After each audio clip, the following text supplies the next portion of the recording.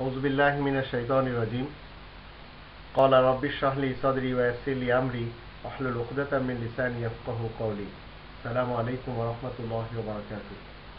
তাহাজ্জুদ অর্থ কি আর তাহাজ্জুদের লাভ কি?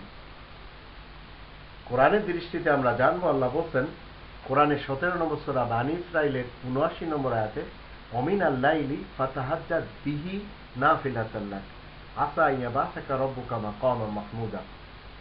তাহাজ্জুদ এর অর্থ হলো মুজাহাদা করা, কোরআনের সাথে সময় ব্যয় করা। তো আল্লাহ বলেন রাত্রের থেকে কিছু সময় এই কোরআনের সাথে ব্যয় করো, এটা তোমার জন্য নফল এডিশনাল কাজ হবে, অতিরিক্ত কাজ হবে। যদি তুমি করতে পারো তো তাহাজ্জুদ অর্থ হচ্ছে মুজাহাদা করা, চেষ্টা সাধনা করা কোরআনের সাথে। তাহলে এর লাভ কি?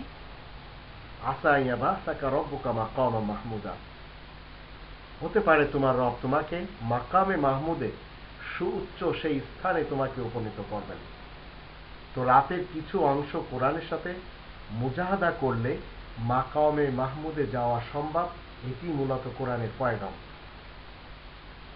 আর রাত্রিতে আপনি কোরআনের সাথে কি করতে পারেন, মুজাহাদা কিভাবে করবেন?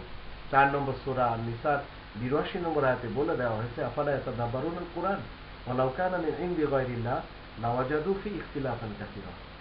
তাহলে মানুষেরা কি কোরআন নিয়ে গবেষণা করবে না? এই কোরআন যদি আল্লাহ ছাড়া অন্য কারোর কাছ থেকে আসতো তাহলে এর ভিতরে অনেক মতবিরোধ দেখতে পেত। তো তাহাজ্জুদ আপনাকে মূলত করতে হবে এই কোরআনের সাথে রাত্রিতে সময় লাগাতে হবে।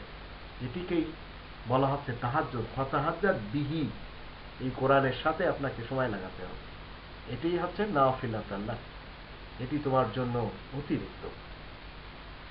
যদি কেউ করে, রাসূল কারীম কোরআনের সাথে তাহাজ্জুদ করেছেন, তাই তিনি মাকামে মাহমুদে পৌঁছে গেছেন।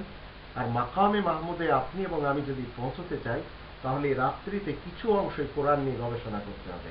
এটি মূলত কোরআনের পয়গাম।